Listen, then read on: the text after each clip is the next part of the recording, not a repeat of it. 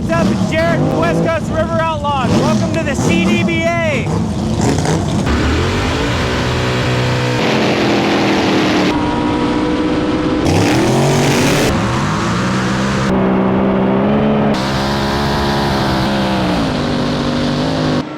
All right, just landed in Sacramento, my hometown, but we aren't gonna be here for very long. Tyler is on his way to pick me up, and we're headed to Lowell, Oregon to follow Donnie with the top alcohol flat class. He should be rolling up any minute. Yeah. What's up, bitch? What up?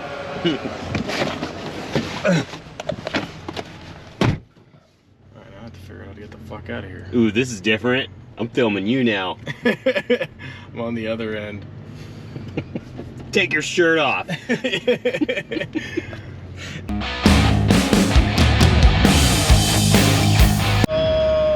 So Tyler fucked it up. Everything was going great, and he looks at his phone and goes, it says there's supposed to be traffic here. And then not literally half a second later comes in view, stopped traffic. And now we're here. And you've had to pee for an hour. Fuck.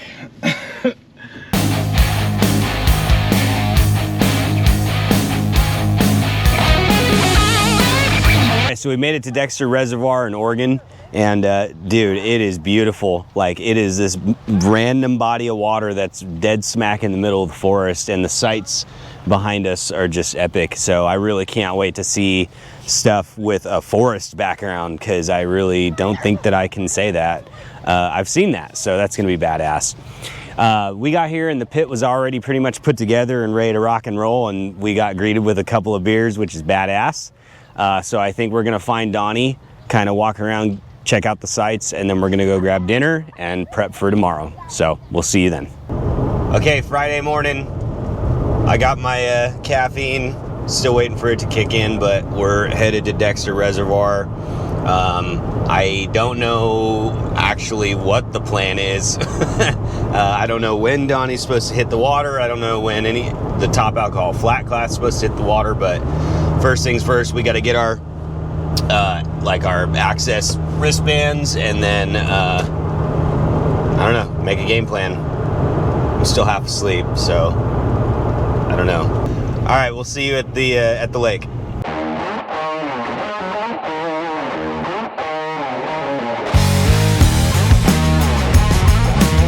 With this shit, you think? Yeah, maybe. When it compresses. Yeah. All right, we made it. Coffee's starting to kick in. We've already had the racers meeting. We're good to go. So, Donnie, how are you feeling about today? Day one of the CDBA. Well, all the problems we had in Texas, we're trying to correct now. Yeah. Glenn made some changes on the grid, so because we're having the grid problems there, we'll see on the first pass what it does. Yeah. Main things is it doesn't get away from me on the starting line. Yeah. We can't have it slip like it was doing down there. That's not going to work. Well, the other thing too is the weather out here is night and day difference. Like, I'm probably going to keep my shirt on the entire weekend because it's so nice. It's beautiful. Lucky for you guys. You can't beat this place. It's No. Yeah. No, it's awesome. So what do we got to do this morning to get you ready to rock and roll? We got new decals to put on the back, the crew ones. Check that out.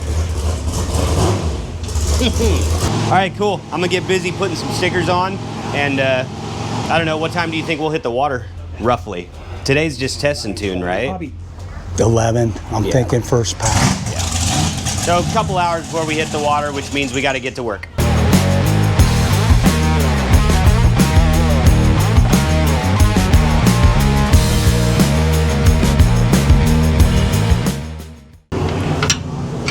All right, so we got the most important job done, which was the new stickers with my name on it.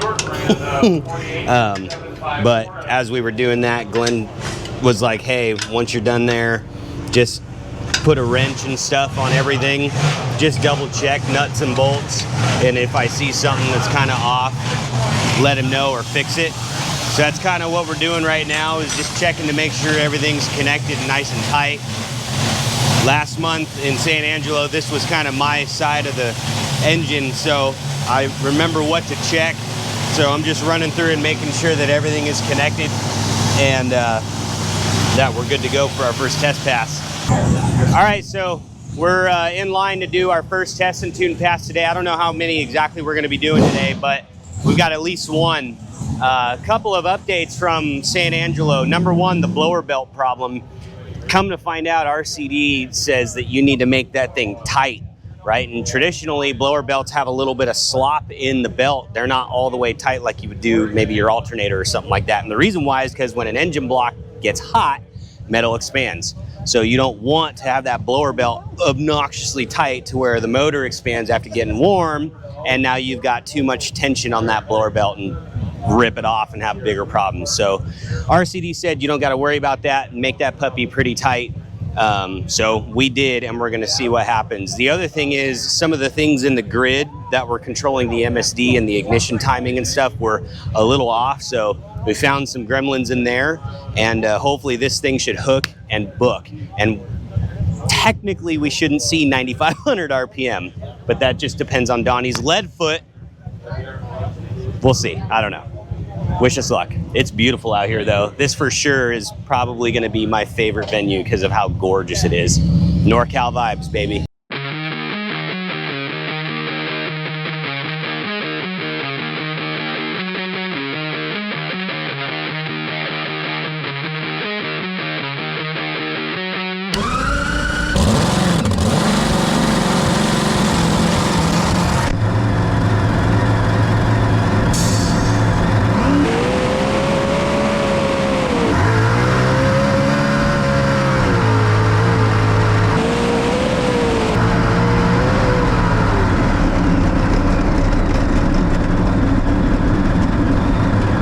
All right, so Donnie went down the track, first test and tune on Friday, and it sounded odd.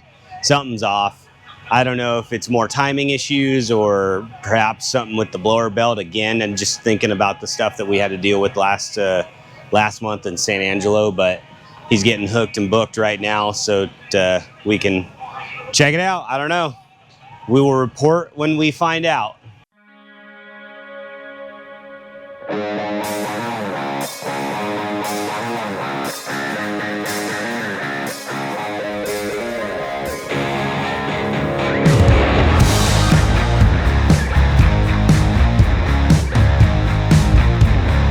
So we're still under investigation as to what exactly happened.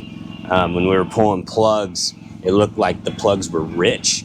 And one of the things that Glenn said was it could very well be rich because the timing was off, right? And that's kind of what it sounded like going down the track, was some timing issue again. So we got the motor out. Glenn and Tim are checking bearing clearances and torque specs on the mains and the rods, and I'm cleaning the pan. I got the important job.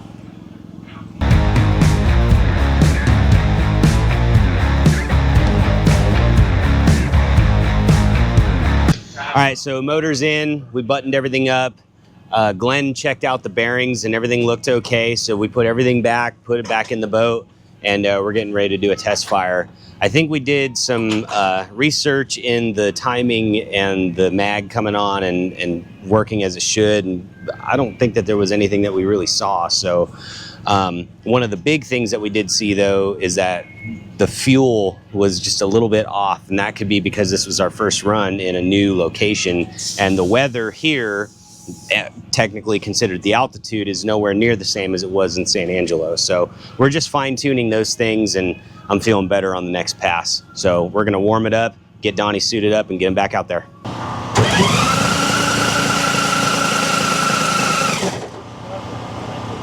All right, so here's where we're at. We're getting ready to test fire and get it warmed up so Donnie can make a second test and tune pass.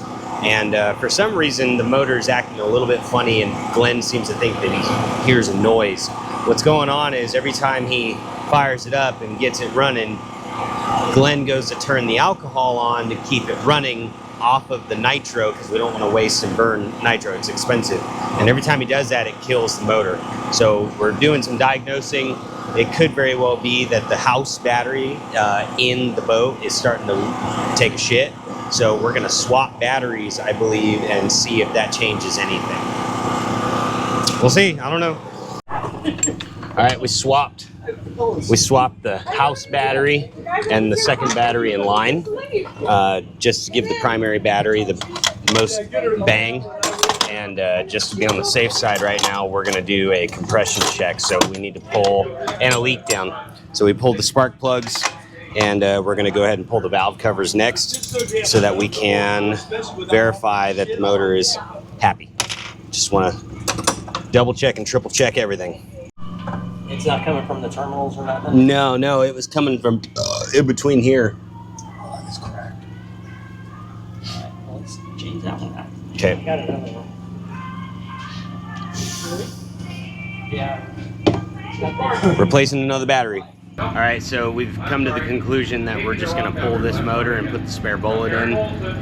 It's, like I said in the last video, brand new, doesn't have that much run time on it, so we're gonna diagnose it outside of the boat and put the known running motor in and call it good. The only other thing that we're gonna do, instead of trying to fit my fat ass in underneath the capsule and put the batteries in and shock the shit out of myself, because these are, what are they, 16 volt? 48 total. Yeah, I'm good. I got a little bit of a scare, and then Tim decided to jump on me, which was not good. And then Glenn's sitting over there saying, hey Jared, why don't you just stop? We have to pull the motor anyways. So I gave up. So 48 volt shocks you, I think 50 will kill you. It was pretty. We gave you a 2 volt margin. I missed July 4th right. this year, so I need to get caught up and see some cool sparks. So yeah, we're gonna back the boat up just a little bit so we can get the motor out. We're gonna Normal do the people swap. quit after the first 3 shocks, but he's hard-headed. Yeah, takes a minute to get through this thick skull. I don't think that's what it is.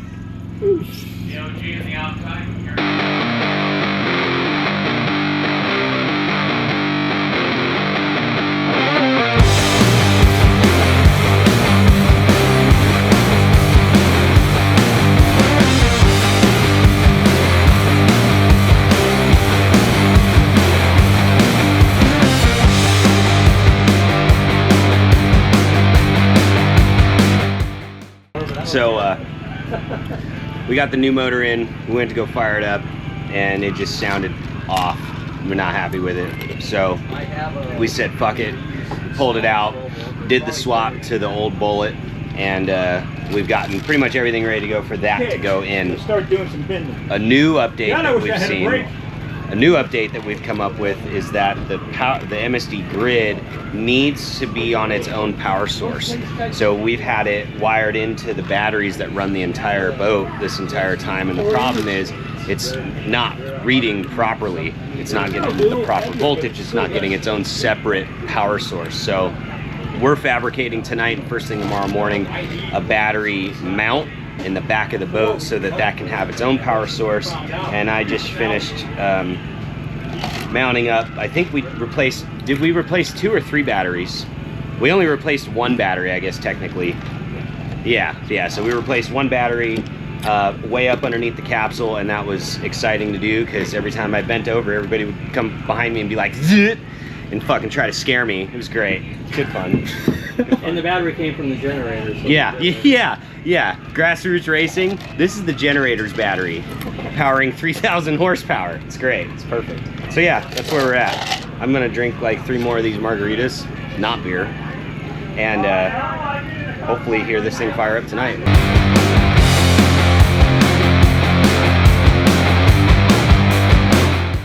The spare bullet's in yet again, and we're gonna fire it up here in just a couple minutes to make sure that she's breathing fire like she should, so hopefully tomorrow runs smooth. We didn't want to take a chance with that first motor because we just didn't know, so we said fuck it, pull it. And luckily with something like this and the team that we have, it goes in pretty easy, you know, and everybody's got their own side of the motor, if you will, so it's not hard to get it all put together and in order in relatively short time. Now granted, it has been 3-4 hours since we actually I think it's longer than 4 hours since we've been on the water, but there's been a lot of diagnosing and assessing situations. We added a battery in the back to put the MSD grid on its own power source. We swapped out a battery at the same time underneath the capsule. There was a lot of stuff that we've done. So now hopefully we fire it up. She makes noise like she should, and we can lay her to bed. Right, Glenn? Whatever you say, yes sir, sir, yes sir. The crew chief says whatever you say. So there's a blower in there that needs to go in the truck, because that's gonna go on my boat and blow it up the second we fire the motor up.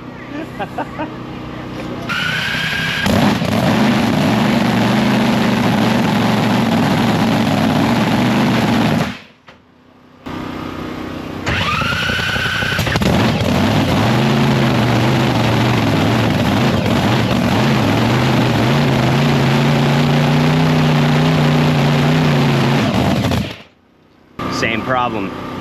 As soon as Glenn starts to give it the alcohol injection, it wants to die. So, I don't know.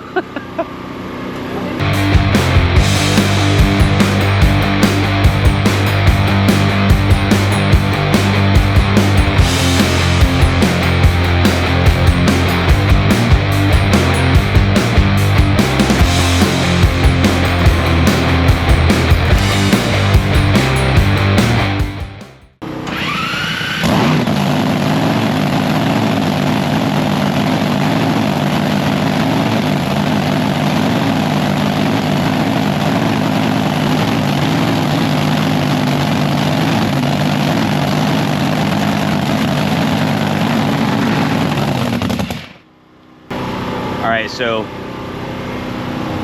the motor is still doing the same thing that it was doing before we even started this journey. As soon as Glenn starts feeding it methanol or alcohol, it wants to die. In fact, it is dying. So we swapped the grid with another one, and it's doing the same thing. So I asked Glenn, I was like, well, hey, can the coil be going bad, right? If the coil's not giving enough spark when we're adding fuel of some sort to it, it could kill the spark that's going on inside the cylinder. That's my thought. But we're still on the hunt to figure out what's going on. I mean, new grid, new motor, new ignition, right? New mag that comes with this motor. Everything's new, completely separate from the old motor that we ran this morning, and it's still doing it. Coil. I'm just guessing. I don't know that for a fact, but that's my guess. We haven't swapped it out yet. We'll see. All right, so we found another coil. We're starting to like dwindle down on what it could be, and we've got a new coil and ignition box that we're gonna swap out right now. Please work.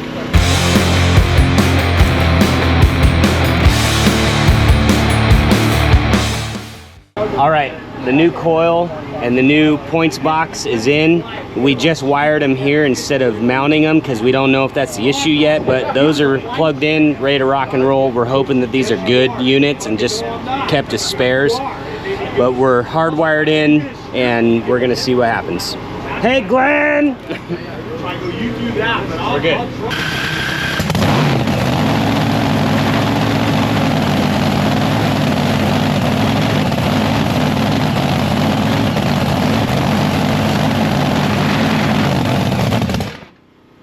Not solve the issue. New ignition box, new coil, new MSD grid, new motor, literally, and has not solved our issue. So it's got to be something technical, something electronic. I can't think of what else it could be. I don't know. It's gonna be a long night. We'll figure it out though. We disconnected the tach and the converter to go from the mag to the tach, because when you run a tach to a mag, you have to have some kind of a converter box in it. We disconnected that to see if it changes anything. I just work here, I don't know.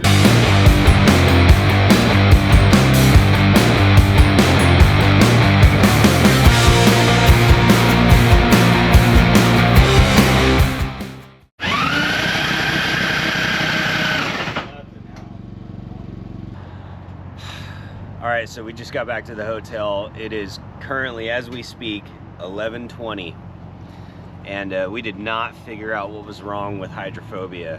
We've got some ideas. Sometimes little gremlins can cause major problems, and before we start ripping into the wiring harness to find a wire that's got a open bare spot, we're thinking that it could potentially be a toggle switch that actually turns on and off the mag, or even simpler, there's a solenoid in the back that the mag utilizes to send power or something like that. I'm tired, don't judge me.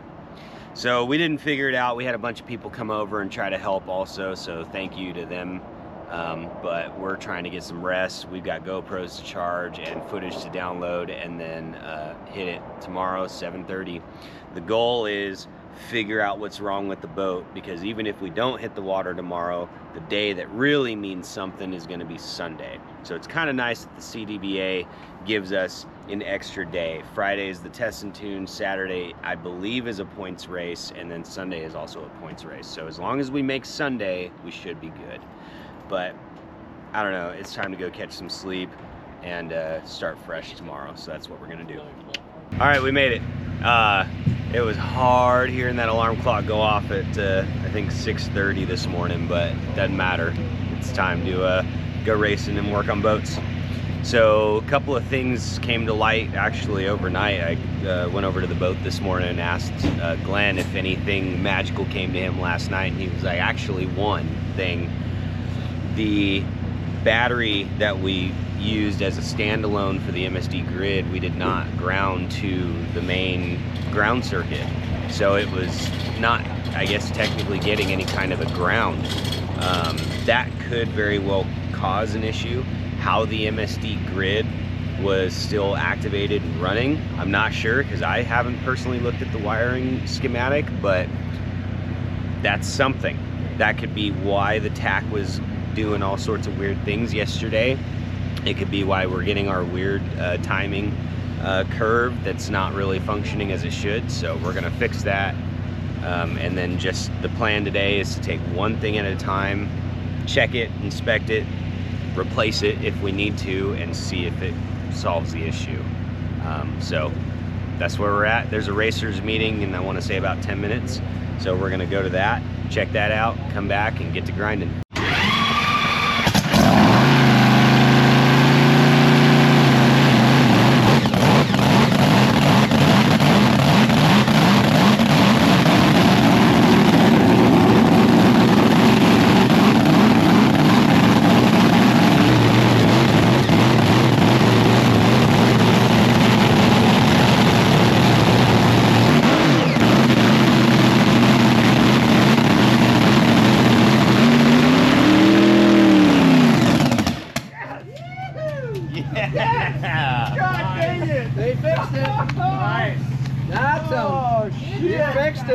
She found it. It works. Come up here. We'll go ahead. I might be out on the water. Check your grounds. Yeah, check the ground. We got Donnie's boat good to go. We're waiting for them to call the top alcohol flat class, which is coming up. So we've got just a quick couple minutes to run over and put GoPros on a bunch of other homies' boats in the races, and that way you guys can see a bunch of other stuff besides the top alcohol flat class. I love watching the Pro Comp flat class. Actually, there's a couple of very known WCRO boats out here. Good old Purple Haze is here, which you guys have probably seen. It went viral with some content that we put together when Travis owned it, and we went over to Kings River in California and played around for a weekend. All good stuff. So we're gonna run around real quick for the next 20-30 minutes before they call us, get some content out there for you guys. So we'll see you at the starting lanes.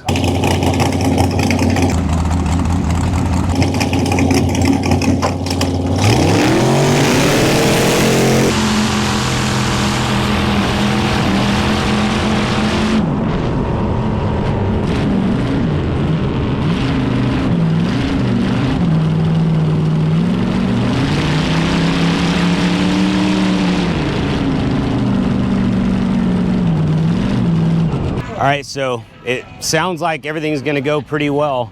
We got the motor running right. It sounds real cackly and runs just like it did back in San Angelo. I'm excited to see what the program says when it comes back now that the grid has its own power source and should be running 100% correct now. We didn't do that in San Angelo. So we're getting ready to strap Donnie up.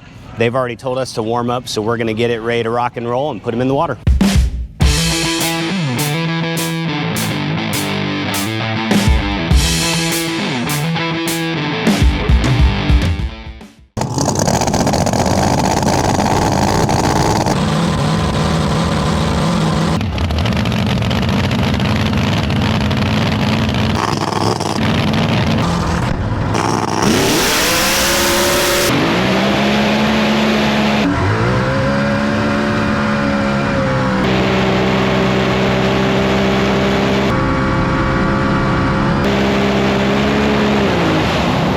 That was a huge success. Donnie laid down a pass that put him at 149 miles an hour, and I think it was 5.6 seconds to 1,000 feet. Those are badass numbers. There's room to grow, so you know we didn't exactly know what was going to happen when we put it out there, but now that we know, we can come back and do some testing. Glenn is saying something along the lines of us losing water pressure on the big end of the track. We have sensors inside the jet to tell us what water pressure is. So I think we're gonna do some alterations on the pump side of things and try to get it aired out a little more and sink that intake down in the water more and pick up more water in the big end. That's, Glenn said that's part of the reason why it looked like it didn't kind of go any faster near the end of the track. But it did look like he was reeling in actually pretty well. So that's great news. We're on the right track. We just need to stay steady and consistent and keep going.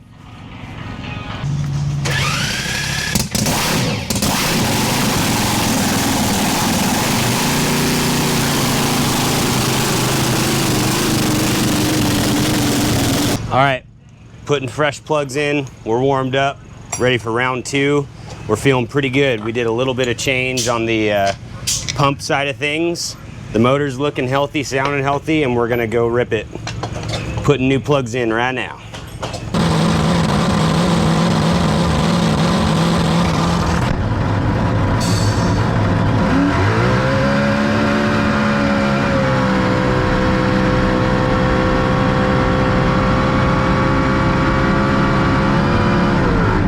All right, so Donnie made it successfully down the track. It looked really clean, looked really good. That motor sounded badass. So I'm excited to get back to the pit and see what's going on. I believe that was our last pass for the day. So we can take our time pulling the motor, checking bearings, all that good stuff. In the meantime, we ran into my buddy Mark Lane back when I lived in Sacramento. Him and I have a lot of river experience together, and that's the homie. And his brand new Rogers is just ridiculously beautiful, and it runs good. I think he's running like 110, 115. It might even be more than that. And when you see it go down the track, all you see is the back of the boat touching the water, which is exactly how it should be. It is a really well-built boat. So we grabbed him, strapped a GoPro on the bow. It's pointed forward so that we can see what it looks like when that bow lifts up and he hauls ass out of there. And we wished him a safe run. So we're gonna watch him go real quick. We're gonna head back to the pits, talk to the crew, and see how it went.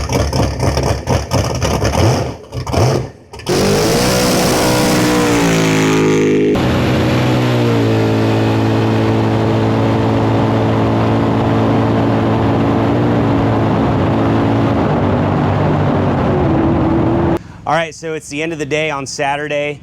Donnie, what'd you think of that last run? How was it? That's the best run we've made in a long time. Really? Yeah, well, we got all new stuff. So we don't know what it's going to do. It theoretically should make more power than we're making. Been a little bit more conservative with a boat setup. Yeah. So I looked at my stuff from last year and we set it up the same way, and that was the difference. So what was your number on that run? We ran 155 something for a speed, and it was like 540, but in the heat of the day. We were number 2 by 100th in the first round, and now we're number 1 by 100th for the day. So now we get a bye. Tomorrow we'll be in the final. We'll play with this thing a little bit more. We think we're going to set it totally like we had it set last year and see if it'll take it. And if it does, we should pick up another 4 to 5 miles an hour. Well, good. Well, I'm excited to see what happens tomorrow. Like Donnie said, we've got a bye run. So tomorrow we're going to find out what happens between Ashley and Jeff. And then we'll also see what the finals are. Like I said, my belief is that it's going to be us with Ashley again. Right on, Donnie. Well, I think we're going to put this thing back in the hydrophobia and have some dinner and just enjoy the night. We'll see you guys tomorrow. It's race day. Good morning, everybody. Got pretty high hopes that we're gonna do really well. Donnie said that he got a bye run this morning since he's #1 qualifier. So I think we're just gonna go over the boat and make sure that everything's good to go. Again, you know, we got the motor in last night, but we still need to warm it up and make sure that everything's functional. So we're gonna get set up in the pit, and then I think we need to go run around and get some onboard content of a couple of other guys out here. And yeah, it's gonna be a busy day running around again. We'll see what happens. Okay, so we just finished testing the boat first thing this morning, and it seems like the electrical gremlin is fixed. Like I said prior, the MSD grid needs to have its own ground that goes directly to the battery, and we switched that to its own dedicated battery, but never hooked a ground to that battery to that circuit, so it wasn't getting a proper ground. And Glenn had an epiphany last night and was like, shit, I forgot to do that. So he hooked that up this morning, and we said, let's just see what happens, and that thing fired up and sounded badass. So I think everybody's excited. We've got the valves to lash since the motor's warm. We got to get it ready because we have a little bit of time in the run list, but doesn't matter. We're all gung-ho, ready to go. So I'm gonna go grab the toolbox and get to work.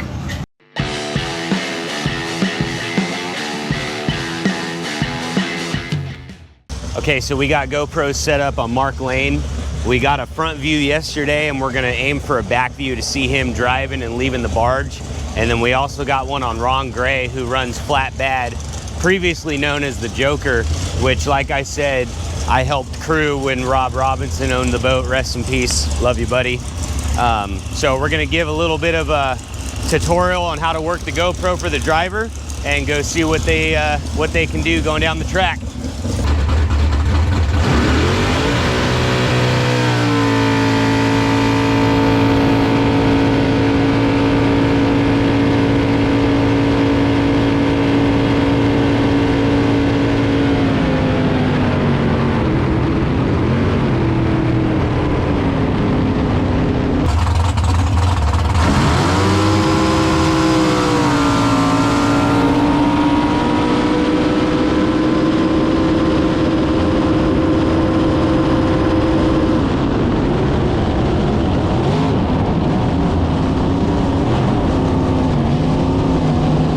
So we're over here at Ben Worster's pit. He is one of the board members of the National Jet Boat Association and runs a couple different classes. I believe he runs Pro Eliminator and Pro Comp Flat, and this is his runner bottom V-drive. I don't know exactly what model it is, but we've got a GoPro on this boat on the wing facing the back of him. We'll be able to see the blower belt doing a bunch of cool stuff, and hopefully we get some good onboard content of this bad boy.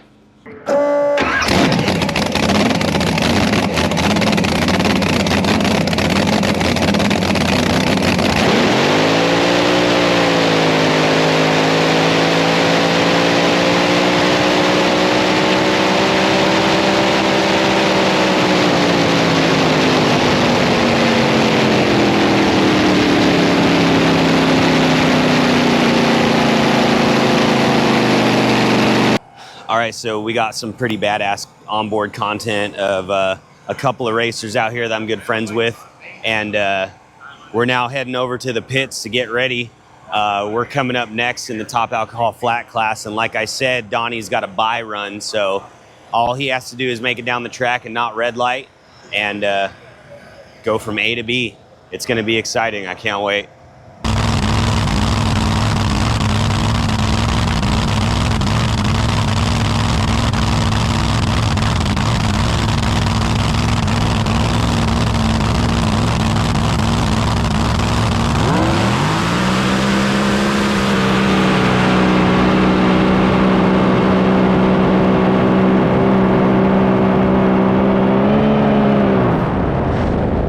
All right, so Donnie came back and actually had a whole bunch of water in his bilge, and we found out that the bilge pump wasn't working. So we ended up pulling that one out. I ran around to a bunch of pits, and luckily Jeff Stewart, although he's been eliminated from the rest of the race because he actually won.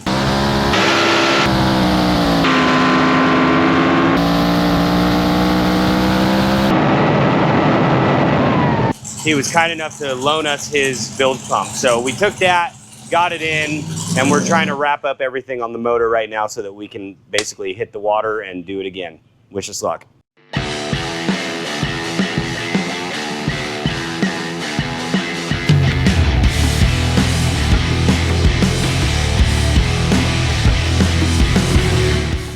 Okay, so it's once again you and Ashley, War Party versus Hydrophobia. How do you feel?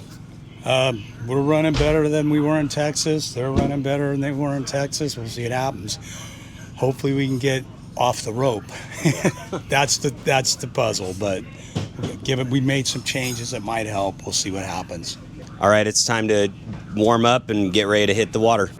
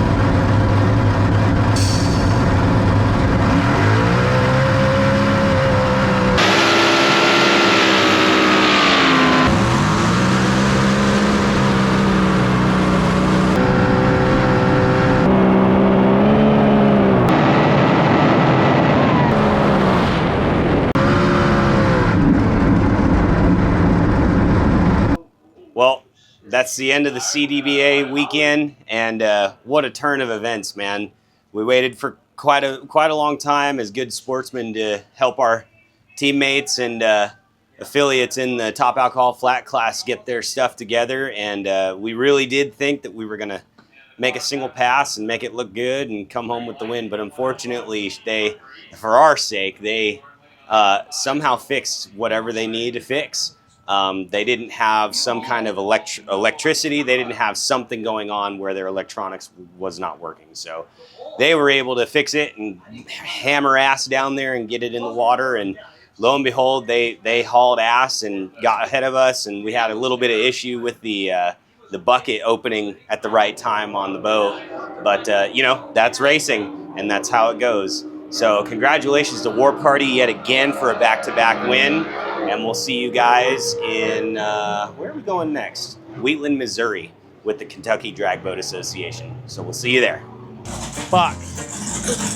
I didn't want to put a shirt on. He's like, oh, you have chest hair, snip. See, senorita. Tyler's amazing idea to hang the mic from my chest hair. Literally. I heard it wasn't yesterday. She's taken.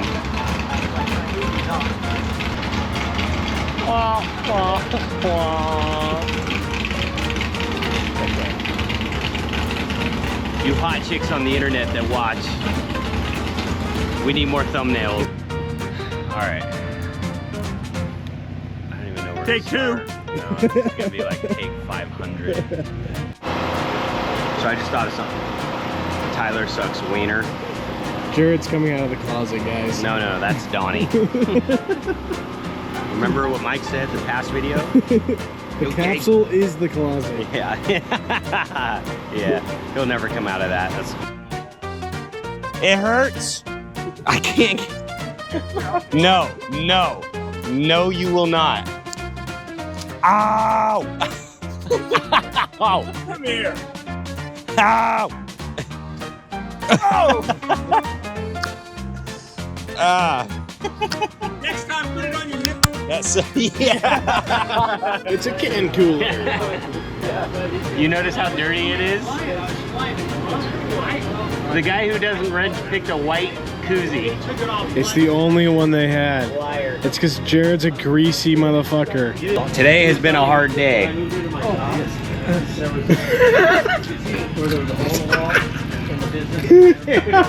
That is gonna be the best blooper ever. That's gonna be the first one. I'm just gonna kill myself. I think it's okay, Jared. Just drink another beer. That's why I keep you around. You use common sense and practicality. You ready? Hey, what's up? I don't know anything. It's Tyler's fault. We'll see you there. Right. See you. Oh yeah, okay. We'll see.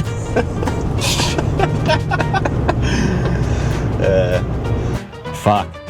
Cut. That sounds shitty.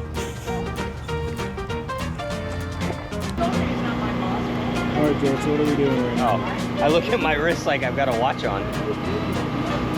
Shut up, Tim. I didn't say nothing. Nothing laughing, I guess something funny. Sorry every time I look at you, I laugh.